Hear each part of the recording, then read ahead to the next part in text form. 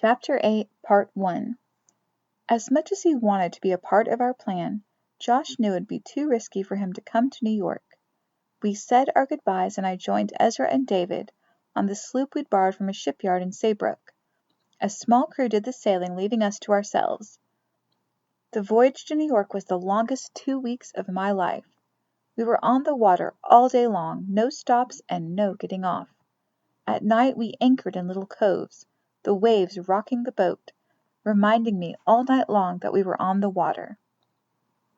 I got so worn out worrying about something bad happening, like the sloop sinking or me falling overboard, I started to get sick.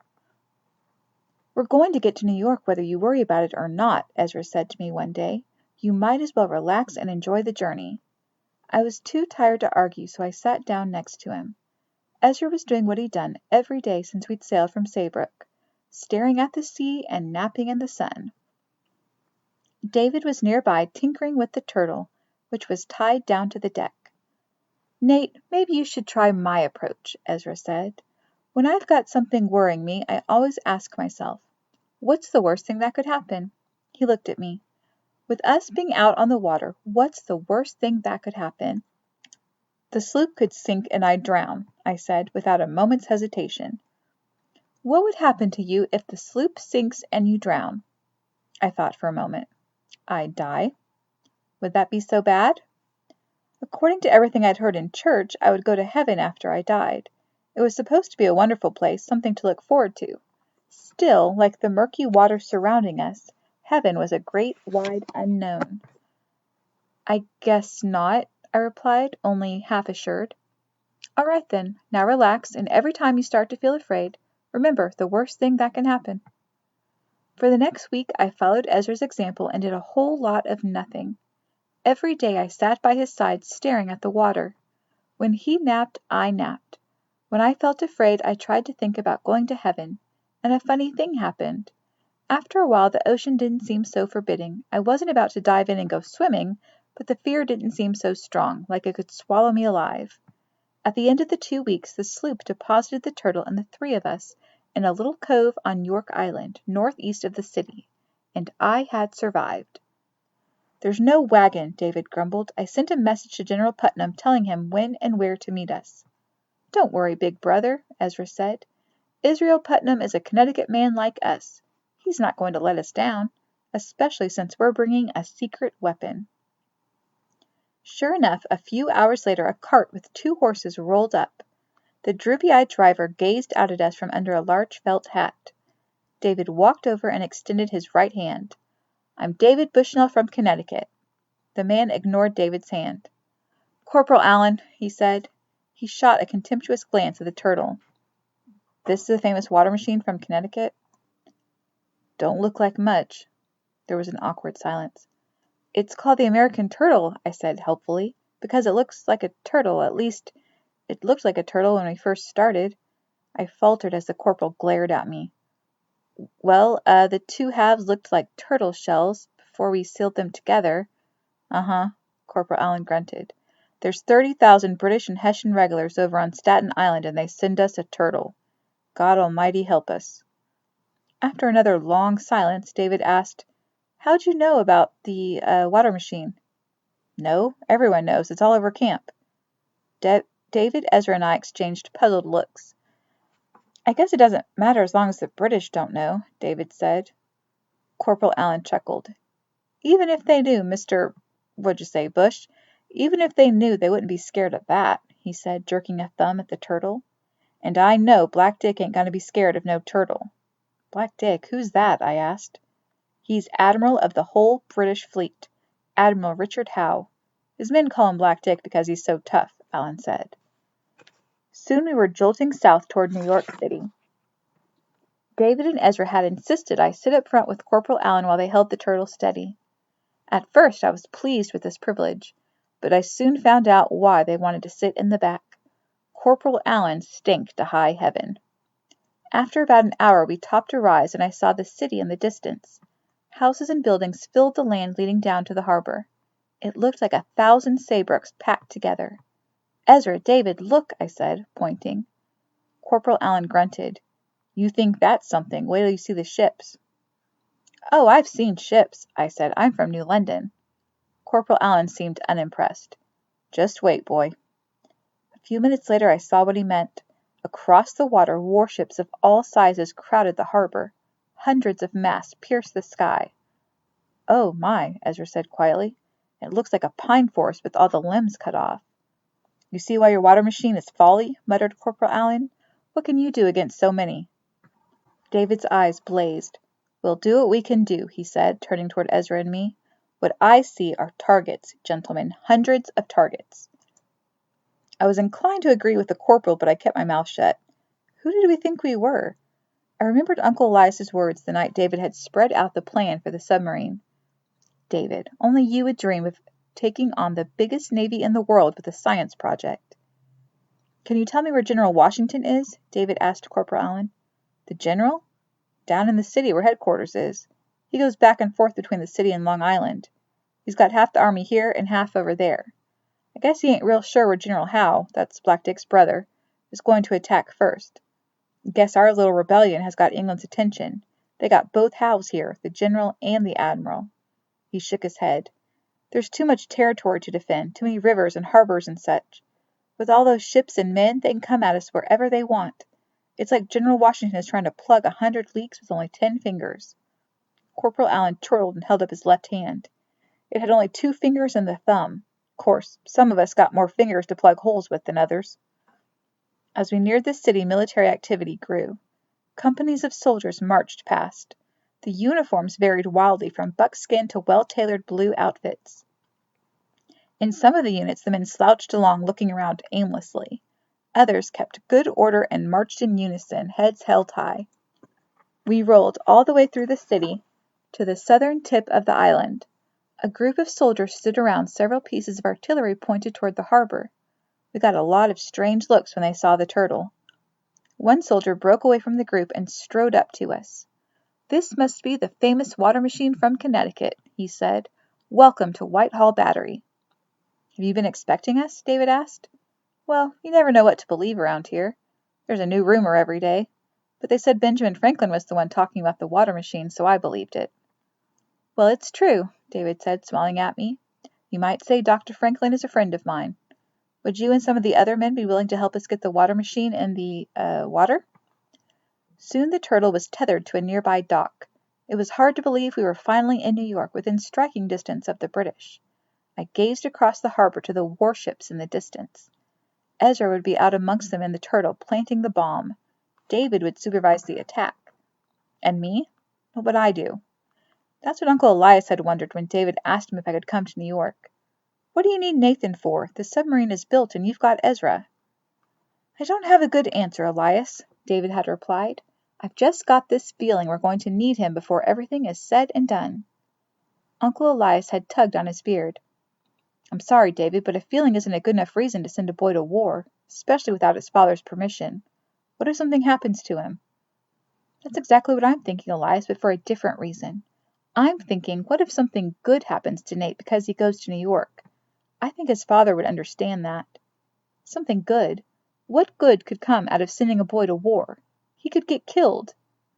That's true, Elias. Anything can happen in war. He could get killed. Or he could end up doing something he'll be proud of. The point is, Nate will never know if he stays here.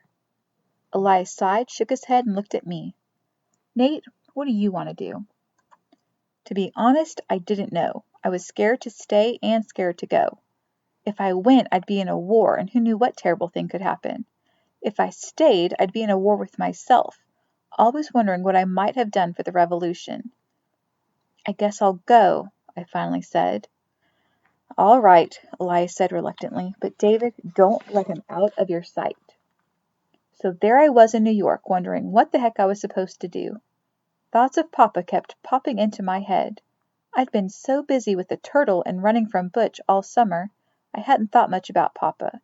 But now that he was so close, maybe just down one of these streets with his regiment, I couldn't stop thinking about him. The soldiers were saying a battle would happen soon. What if Papa got killed or captured? I might never see him again. I tossed about trying to sleep that night in a tent some soldiers had loaned us. David woke me up. Nate, what's the matter? You've kicked me 3 times. I could just make out David's face in the moonlight that slipped in through the tent flap. It's Papa, I whispered. I want to see him. David sighed. So that's your nightmare, your father? What if something happens to him? What if something doesn't happen to him? Ezra had stirred awake. Nate, remember what you're supposed to do when you're worried, he asked sleepily. What's the worst thing that could happen? Papa could get killed, I hesitated, and go to heaven. Would that be so bad? Well, not for him, but it wouldn't be so good for me. David sighed again. Nate, New York is huge. There are thousands of soldiers here. We'll never find him. Besides, we've got so much to do. We've got to meet with General Putnam to plan the Turtles' first attack. We need to study the currents in the harbor. We need to get the bomb ready. We don't have time to look for your father. You don't need me for all that, David. You've got Ezra. I paused. All I've got is Papa. I couldn't be sure in the dark, but I'd swear David's eyes teared up a little. We sat quietly for a minute or two. You're right, Nate. You've already lost your mother, and you've only got one father, David finally said. I remember when my father died out in the field that day. He was there in the morning, and in the afternoon he wasn't. I wish I'd had a chance to say goodbye. David sighed. I still want you to be around to help with the turtle, but really, there's nothing that Ezra and I can't handle ourselves. Go find your father, but don't go too far. I want to know where you are. Then David smiled. But if you ever tell Elias I let you out of my sight, I'll whack you one. The following morning I was walking the streets of New York, marveling at the many fortifications. The city bristled with barricades and batteries of cannon. Every street corner seemed to have a guard. Do you know where the 7th Connecticut Volunteers are? I asked soldier after soldier. No one knew. Hours later, as I was rounding a corner, I heard a sweet sound. Soldiers with Connecticut accents. You from Connecticut? I asked them. Milford, a young-looking man said. You? New London. We looked at each other awkwardly for a few moments. Finally the Milford man asked, What is a New London boy doing here? Why aren't you home fishing? I decided to show off. I'm here with the water machine. The water machine? I heard about that. They say it's got a cannon mounted on the top. Well, not exactly, but it is dangerous. Hope so. We got our hands full with about the whole British fleet here. You know where the 7th Connecticut Volunteers are? I do, said one of the other soldiers. I've got a cousin with them. They're over on the Brooklyn Heights across the river, working on one of the forts. Do you know how I can get over there? I asked. You can't, said the soldier. Not unless you're on army business. Why don't you take your water machine across? Asked the young man from Milford. I shook my head. It's already on army business. An older, grizzled soldier shrugged. Heck, why don't you join up with us? We're supposed to go over to Long Island soon. We're the 3rd Company of the 5th Connecticut. When I didn't respond, he grinned. It ain't like everyone here is of legal age, he said, jostling the Milford man with his elbow. You be quiet, the young man retorted. Oh, don't fret, Joe. No one's going to kick you out of the army now with a fight coming on. The younger man laughed and extended his hand toward me. I'm Joe Martin, and I'm, he looked exaggeratedly from side to side, 15, but let's keep that between the 3 of us. I shook his hand, delighted with his confession. I'm Nathan Wade, and I'm almost 15. My birthday was 3 months away. So why do you want to go over to the island? Joe asked. I'm looking for my father, I said. He's with the 7th. Joe nodded solemnly. You're not going over unless you're a soldier or a strong swimmer. I winced. Come on, Nathan, I'll show you around, he said. It'd be nice to have someone my age to talk to for a while. We walked down the street to a huge brick house. We're staying here, Joe said. Used to be some fancy Tory's house, so we requisitioned it. There's a lot of Tories in New York, at least until we showed up. It was the biggest house I'd ever seen. I'd swear Olive Saybrook could fit inside with a Bushnell farm thrown in to boot. There's a nice view of Long Island from the roof, Joe said. Want to have a look? A few minutes later we stepped outside an upstairs window onto the roof. Seagulls dove in the river far below, snapping up fish. Boats loaded with soldiers rowed across, oars dipping in and out of the water. See the man over on the heights? Joe asked. A tiny figure on a platform waved miniature flags. He's the signalman. He's sending messages for the army on the island to the other army over here. What's he saying? I asked. Joe shrugged. You got me. Send reinforcements. We're about to be attacked. Or, lunch was lousy. What's for dinner? We sat and enjoyed the view. It was so beautiful I could hardly imagine a battle was about to break out somewhere below us. "So what do you think, Nathan?" he asked. "You want to join up with us? Or do they need you back with the water machine?" "Nah, the water machine is ready. They don't need me. I just want to see my father, that's all. I didn't come to fight." Joe thought for a minute. "You sure?" I looked at Joe, startled. "Sure about what?" "Sure you didn't come to fight? I think it's fine you want to see your pa, and I hope you find him. But if you're done with the water machine, maybe there's something else you can do for the cause, like fight." When Joe said fight, I think I winced again, like when he had mentioned swimming. "Was your pa proud of you when you joined up?" I asked. Joe laughed. "He didn't know I was doing it, so I can't say for sure. I made my mark on the papers when the recruiters came to Milford. They marched me off before my pa had the chance to find out." "Didn't they ask how old you were?" Joe shook his head. "I'm big for my age, like you. They must have figured I was old enough. Or maybe they just needed men bad and took whoever they could get." We watched the river in silence for a few minutes. "You know, Nathan," Joe said, "I didn't join up to impress my pa or anyone else. I did it for myself and for my country, pure and simple." He looked at me. "If you decide to join, that's why you should do it. Personally, I think you'd be a fine soldier." I felt a thrill run down my spine, just like when David asked me to help build a submarine. "Me?" I said. "I don't think I'm brave enough." "Well, between you and me, I'm scared." He nodded toward the soldiers on the street. "Probably everyone down there is afraid, too. Not that any of them are going to say it. One thing I've learned is soldiers don't talk about being afraid to fight or dying in battle." "Are you scared you might die?" "I don't think about it. If I did, I'd probably run like a rabbit. You want to know what I'm most afraid of? I'm afraid I'll run as soon as the shooting starts and let the other men in the regiment down." "So if you don't feel brave, how do you be brave?" I asked. We watched boats full of soldiers crossing the river. "My father once told me that real courage isn't not feeling afraid. If you weren't afraid, you wouldn't need courage, right? He says courage is doing the right thing even when you're scared to death." Joe's face stiffened with resolve. "That's what I've decided to do," he said. "I'm going to do my duty as best I can and leave the outcome with Providence." There was something strong in Joe's face, something I wanted for myself. What was the right thing to do? I wondered. Look for Papa? Go back to David and Ezra? Join the army? My brain was spinning with choices. I thought about Joe's words. If you join up, do it for yourself and for your country. Maybe joining up was the something good David thought could happen to me here. How could I know for sure? "I'm going with you," I burst out. I didn't feel entirely sure, but I felt like I did when I'd leveled Butch Hyde with my legs. I couldn't believe what I'd done. Joe's face broke into a grin. "Come on, I'll take you down to meet the other men."